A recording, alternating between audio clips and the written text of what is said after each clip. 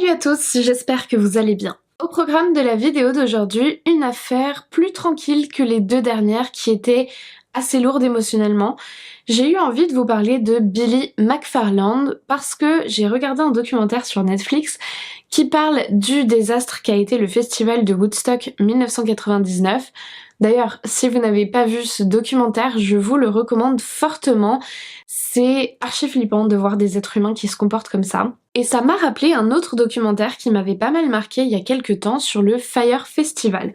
Donc j'ai eu envie de vous parler de celui qui est à l'origine de cette énorme arnaque des temps modernes. Alors comme d'habitude, je vous laisse vous installer bien confortablement, éteindre vos lumières et dès que vous êtes prêts, c'est parti.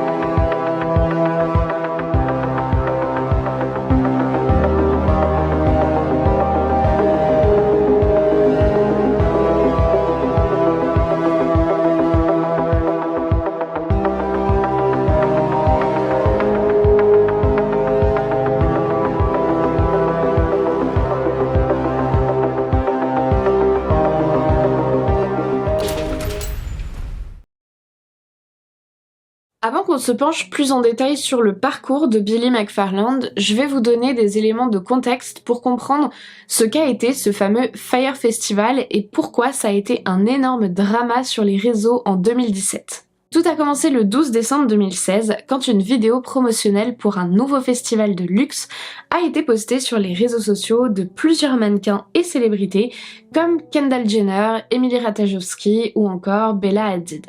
Cette vidéo vendait clairement du rêve, on y voit des dizaines de mannequins femmes sur une île paradisiaque dans les Bahamas.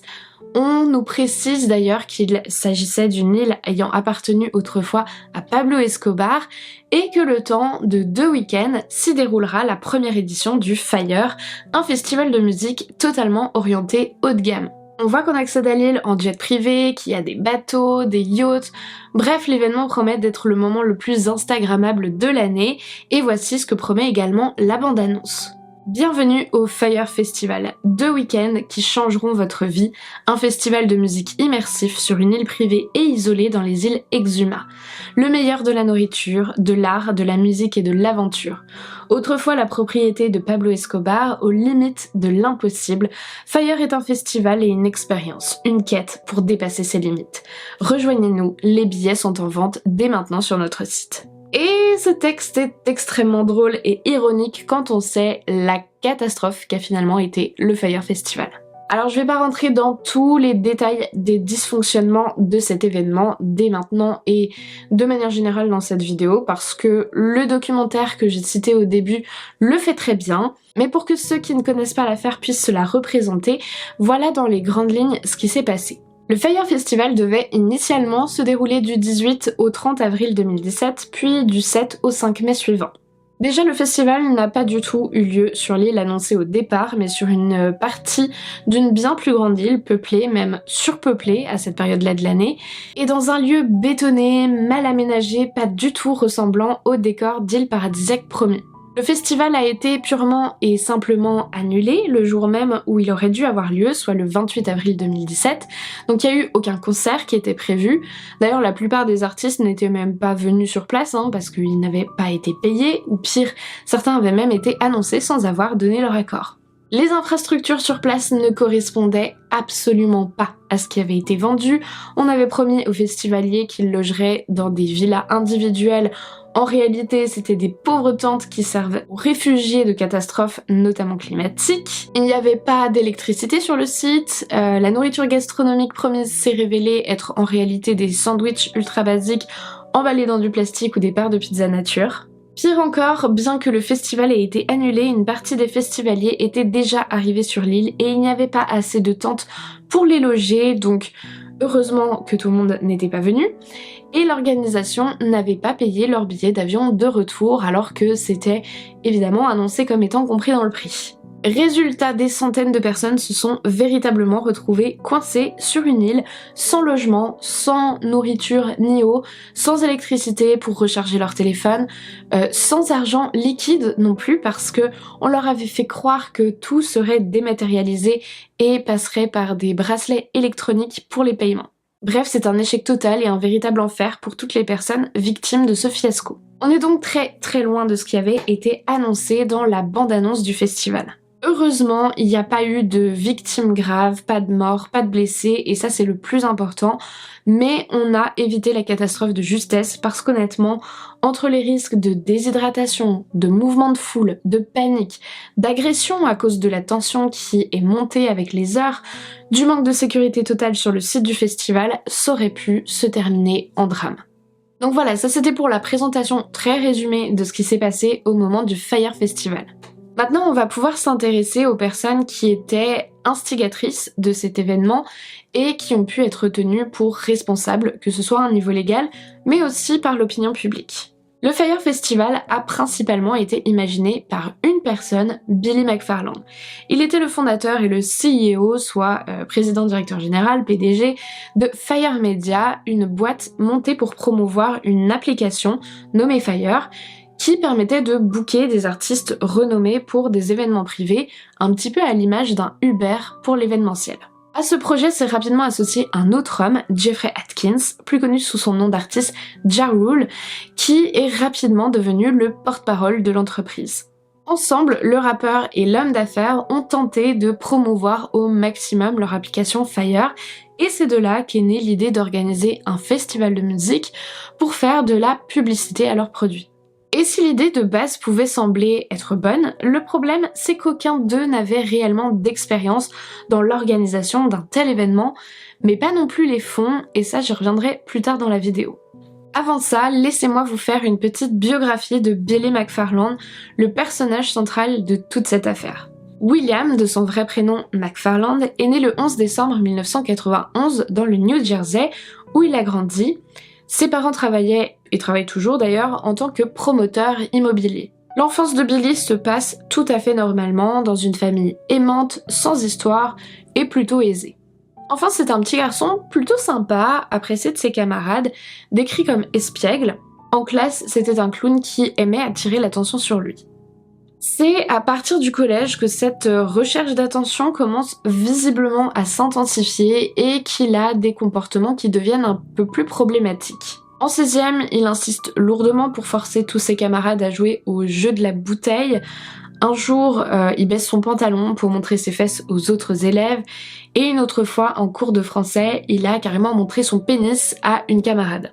Malgré ses comportements lourds, Billy reste quand même un élève plutôt populaire et apprécié par les autres. Il est aussi sportif et pratique de la crosse et du football. À 13 ans, il aurait aussi développé un site web qui permettait de mettre en relation des web designers avec des clients potentiels, ce qui montre bien son esprit d'entrepreneuriat et finalement déjà les prémices des projets qu'il fondera plus tard. Un petit peu plus tard, il abandonne le lycée vers la fin de sa première année pour monter sa première start-up, Spling, une plateforme pour partager du contenu créatif qui a été décrite comme une pâle copie d'autres plateformes préexistantes. Ici, on voit ce qui annonce malheureusement un petit peu toute la carrière de McFarland. C'est un jeune homme très ambitieux qui veut à tout prix créer son business en ligne, toujours plus ou moins autour de la création de réseaux entre personnes, mais à chaque fois c'est quand même quelque chose qui va s'avérer laborieux. En 2013, Billy McFarland lance un nouveau projet, Magnize. Cette fois, le concept est un petit peu plus solide et ça lui permet de trouver des investisseurs et de rassembler près d'1,5 million $. C'est-à-dire que des personnes ont suffisamment cru au potentiel de son idée et ont investi des sous, probablement sous forme de parts dans sa boîte, pour l'aider à se lancer. Magnize, c'est un concept assez simple, il s'agit d'une carte de crédit en métal noir qui permet à son utilisateur d'accéder à des espaces réservés aux membres dans plusieurs grandes villes des États-Unis. Alors c'était généralement des clubs, des fêtes, des événements assez bling bling, mais ça permet aussi d'avoir des réductions genre happy hours, offres dans des restaurants ou des réservations de voyage. On va pas se mentir, la stratégie de McFarland vise une catégorie de clients bien spécifique, les jeunes, ceux de la génération Y, comme moi par exemple. Pour les mauvaises langues qui diraient que je ne suis pas si jeune, je vous rappelle que ça se passait en 2013. Mais les promesses de Magnite étaient sûrement un peu trop belles pour être vraies. Déjà, le premier problème, c'est que l'entreprise n'a rien d'une banque. Donc la carte de crédit n'en est pas réellement une. Elle doit être reliée à une vraie carte. C'est très clairement une pâle imitation de la Black Card d'American Express. Et puis, les événements privés ne sont pas vraiment au goût de tous. Je suis allée à mon premier événement Magnite et je me suis vite rendu compte que je ne voulais pas traîner avec aucun de ces types plus de 5 ou 10 minutes. C'était dans cette maison de ville qui a été détruite plus tard. C'était une soirée derby du Kentucky. On aurait dit plein de gars qui se survendaient et qui essayaient d'impressionner et de parler à des jolies filles et c'est pas vraiment le genre de gens que j'apprécie. La maison de ville en elle-même était plutôt sympa, mais servait des vodka orange dans des gobelets en plastique transparent, ce qui ne correspondait pas vraiment à l'ambiance générale plutôt tamisée. La plupart des gens à cette soirée étaient des gars en école préparatoire dans la vingtaine, qui avaient aussi des cartes Magnite. Il y avait aussi des mecs qui étaient juste affalés dans des canapés à regarder la télévision. En décembre 2013, Magnite comptait à peu près 500 membres et au cours des années suivantes, ce chiffre va grossir jusqu'à près de 40 000 utilisateurs. Donc on peut pas dire que ça n'a pas marché, mais le projet s'est effondré en même temps que tout ce qui était sous le nom de Fire après la débâcle de 2017. Et Magnite a été décrit a posteriori comme une arnaque aussi, avec des frais prélevés sans avertissement, des réservations qui avaient été faites avec le programme et qui étaient annulées le jour même, des publicités complètement mensongères. Par exemple, ils promettaient aux membres qu'ils pourraient utiliser des voitures de la marque BMW appartenant à Magnite comme ça, sans frais, alors que, bien évidemment, ça n'a jamais été possible. Je pourrais encore m'étendre très longtemps sur ce sujet, mais c'est pas le but de cette vidéo. Si je vous ai donné ces quelques exemples, c'est pour que vous voyez un petit peu comment ont toujours fonctionné les arnaques de Billy McFarland, c'est-à-dire tenter de vendre des prestations de luxe à tout petit prix, ce qui est littéralement impossible puisque ce n'est pas rentable, et qu'à moins d'être un milliardaire philanthrope, ce qu'il n'est pas, eh bien c'est pas possible. Et moi, c'est de là que j'aimerais qu'on parte pour essayer de mieux comprendre ce qui s'est passé, et ce qui se passe peut-être toujours d'ailleurs, dans la tête de Billy McFarland. La grosse question que tout le monde s'est posée après la catastrophe du Fyre Festival, c'était est-ce que McFarland savait depuis longtemps que ça marcherait pas, mais qu'il a continué quand même à foncer droit dans le mur, ou bien est-ce qu'il était de façon totalement absurde, exagérément optimiste et croyait qu'il pourrait réussir? Les éléments qui vont suivre vont probablement nous aider à répondre à cette question. Le 1er mai 2017, McFarland et Ja Rule ont été poursuivis en justice par un recours collectif exigeant 100 millions de dollars suite à l'échec du Fyre Festival. Dans les jours qui ont suivi, 6 poursuites fédérales et 4 autres poursuites individuelles ont également été déposées, puisqu'il est démontré que McFarland a très sciemment menti à ses investisseurs en prétendant par exemple que la société Fire dégageait un bénéfice annuel de plusieurs millions de dollars alors qu'elle n'en faisait que 60 000 dans la réalité. Il disait qu'on lui avait offert une île dans les Caraïbes alors que c'était faux, etc., etc. Billy McFarland s'est donc retrouvé en détention provisoire dont il est sorti le 1er juillet après le dépôt d'une caution de 300 000 dollars. Jusque-là, ce sont des procédures standards qui ne rendent pas forcément McFarland coupable aux yeux de la loi, il est simplement accusé. Mais alors que la procédure judiciaire suit son cours et qu'il est en liberté conditionnelle sous caution, que fait Billy à votre avis ? Eh bien, il monte une nouvelle arnaque. Et oui, aussitôt libéré, il s'associe avec un certain Frank Tribble et ensemble, ils envoient des mails à la liste des anciens clients ayant acheté des tickets pour le Fyre Festival sous le nom de NYC VIP Access pour leur proposer des offres alléchantes d'achat de tickets pour des événements tels que des concerts, des défilés de mode et des événements genre le Super Bowl, le Met Gala et tout ça. Alors si la plupart des personnes qui reçoivent ces emails se sont tout de suite méfiées, il y a quand même une quinzaine de personnes qui seraient apparemment tombées dans le piège et qui auraient acheté des places pour une valeur totale de près de 100 000 dollars. Alors que, bien entendu vous vous en doutez, NYC VIP n'avait absolument pas les tickets qu'ils prétendaient vendre. Pour couronner le tout, il faut savoir que tout ou presque a été filmé, que ce soit les arnaques de NYC VIP Access, mais aussi tout le processus de création du Fyre Festival et même les coulisses de Magnize. Il existe énormément de vidéos tournées en interne qui ont été révélées par la suite, notamment dans le documentaire sur Netflix. Il est donc très difficile pour McFarland de prétendre qu'il n'avait pas conscience qu'il vendait au mieux des services mensongers et au pire carrément du vent à ses clients.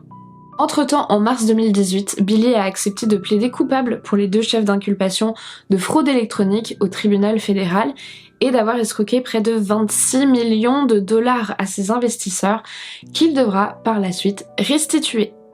Le 12 juin suivant viennent s'ajouter les accusations concernant la nouvelle arnaque lorsqu'il était en liberté sous caution. Et finalement, le 11 octobre 2018, McFarland est condamné à 6 ans de prison. Est-ce que l'incarcération est quelque chose qui va permettre à McFarland de changer? Je sais pas trop. Déjà au printemps 2020, soit après 1 an et demi passé derrière les barreaux, il a déposé une demande de libération de compassion au prétexte qu'il était particulièrement vulnérable au Covid du fait de son asthme. Sa demande a été rejetée comme vous en doutez. Puis, on sait qu'il a passé près de 6 mois à l'isolement après s'être fait attraper avec du matériel interdit dans la prison, notamment une clé USB qui lui servait, selon ses propres dires, à rédiger son mémoire. En parallèle, il s'est aussi lancé dans un projet en prison qui était de monter un programme pour permettre aux détenus de pouvoir communiquer un petit peu plus facilement avec leurs proches par téléphone pendant la période de pandémie et de confinement. Donc ça en soi ça paraît plutôt cool et altruiste, mais encore une fois on peut se demander si c'était pas motivé par une volonté égoïste finalement, parce que il a profité de ses appels pour donner des interviews avec un podcasteur et lancer un podcast depuis la prison. Alors bon, au début du dit podcast, il est précisé que les bénéfices seront reversés aux victimes du Fyre Festival, mais honnêtement c'est un petit peu difficile de faire confiance à McFarland, surtout qu'on peut pas vraiment avoir de preuves de tout ça. Aujourd'hui, Billy McFarland est sorti de prison, il a été libéré le 30 mars 2022 après 4 ans et demi derrière les barreaux. Ça signifie que ça fait à peu près 6 mois qu'il est sorti de prison à présent, et visiblement il est en libération surveillée avec pas mal de règles et d'obligations qu'il doit suivre. Premièrement, il a désormais interdiction à vie d'être directeur d'une société. Il doit aussi suivre un traitement médicamenteux et participer à un traitement ambulatoire de santé mentale, ce qui signifie, j'imagine, suivre une thérapie. Pour le moment, en tout cas aux dernières nouvelles, il n'a pas retrouvé de travail et il vit dans un appartement payé par sa famille et ses proches. Pourtant, il est quand même supposé trouver un moyen de rembourser les 26 millions de dollars qu'il a escroqués, et sa condamnation prévoit que tous ses futurs revenus seront saisis jusqu'à ce qu'il ait remboursé ce montant, ce qui est... Je sais pas, je m'y connais probablement pas assez là-dedans, mais ça me semble quand même être très compliqué, et moi ça me fait craindre que ça le pousse encore plus à reprendre des activités illégales, mais bon, ça, seul l'avenir nous le dira.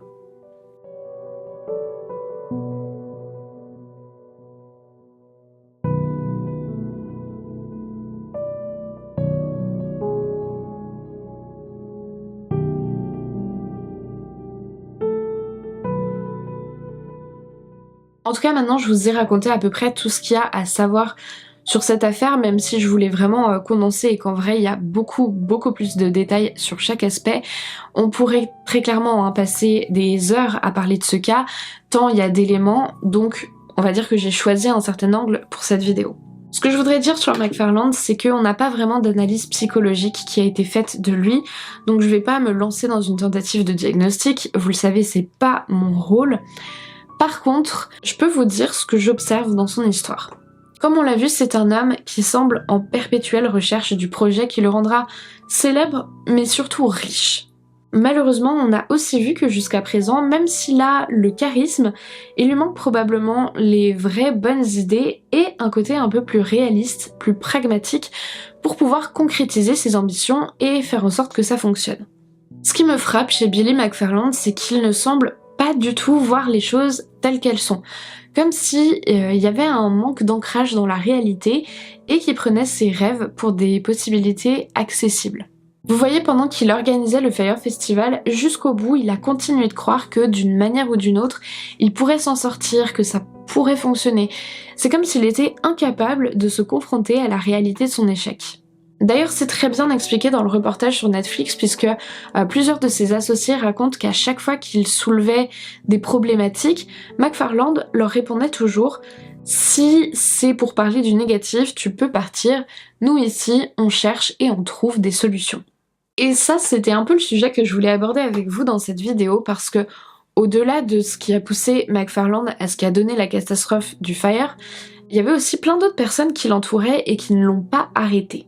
Est-ce que c'est parce qu'elles n'ont pas pu ou bien parce qu'elles n'ont pas vu? Je crois que McFarland avait et a probablement toujours un immense pouvoir de persuasion parce que contrairement à la plupart des gens, il a énormément confiance en lui, genre trop même. Et mon hypothèse, c'est que cet excès de confiance en lui, ça lui confère le pouvoir de galvaniser les personnes qui l'entourent, qui n'ont clairement pas autant confiance en elles que lui l'a en lui-même, et par conséquent, c'est dur de s'opposer à lui. Lui, au contraire, ses certitudes, elles sont inébranlables, et je pense sincèrement qu'il pensait qu'il arriverait à plus ou moins faire fonctionner son festival, même si il réalisait que ça allait pas être du standing qu'il avait annoncé. Je pense qu'il croyait sincèrement qu'il allait réussir à ravir les festivaliers. Pour moi, c'est en bonne partie par cette énergie qu'il a réussi à faire tenir autant de monde autour de lui, des gens peut-être bien plus raisonnables et sensés, mais qui n'avaient pas autant confiance en leurs compétences que lui. Personne n'a envie, vous savez, d'être ce gars qui a vendu ses parts chez Apple pour 3 fois rien juste avant que l'entreprise prenne énormément de valeur. Personne n'a envie de passer pour le dégonflé qui a raté l'extraordinaire success story d'un projet. Et c'est pour cette raison, je pense, que des gens restent parfois, même quand tout semble perdu, et surtout si l'instigateur du projet se montre aussi confiant dans sa réussite. Et c'est bien là que réside le danger parce que le problème, c'est que cette personne, aussi sûre d'elle qu'elle le soit, n'est peut-être pas compétente, pas honnête, voire même les deux. Alors je peux que vous encourager à faire attention à ça autour de vous, que ce soit dans le milieu du travail mais aussi sur internet. Il y aura toujours des gens qui vous impressionneront par leur assurance dans tout ce qu'ils font, mais n'oubliez pas que ce que vous voyez, c'est uniquement la partie qui décide de vous montrer. Et le Fire Festival, c'en est la parfaite représentation, cette poudre aux yeux, ce rêve auquel tout le monde a envie de croire, mais en fait, c'est qu'une illusion, ou même plutôt c'est une publicité mensongère. Je sais bien que cette vidéo fera moins de vues que si j'avais parlé d'un tueur en série, et c'est dommage, parce que honnêtement, on a plus de chance ou malchance de tomber sur un escroc du type de McFarland que sur un serial killer. Après, évidemment, les conséquences sont moins graves aussi, mais je trouve que c'est important d'en parler, et puis c'est autant intéressant d'essayer de le comprendre lui, que d'essayer de comprendre pourquoi ses collaborateurs l'ont suivi aussi loin dans ce désastre. Je trouve que ça peut tous nous faire réfléchir sur nous-mêmes au final, comment on aurait réagi et tout ça. Voilà, écoutez, j'espère que vous avez apprécié cette vidéo. La semaine prochaine, on repartira sur un sujet bien classique d'études de tueurs en série. Moi, en tout cas, ça m'a fait du bien de changer un petit peu de sujet d'analyse et j'espère que ça vous a plu aussi. Si c'est le cas, n'oubliez pas de me mettre un petit pouce en l'air et même un commentaire, c'est toujours très apprécié. Moi, je vous dis à la semaine prochaine pour une nouvelle vidéo. Je vous fais plein de gros bisous. Et puis en attendant, comme d'habitude, n'oubliez surtout pas de rallumer vos lumières. Be afraid of these cold lines on my face, for they may lead me to a better place. Will you remember what I've done? Will you remember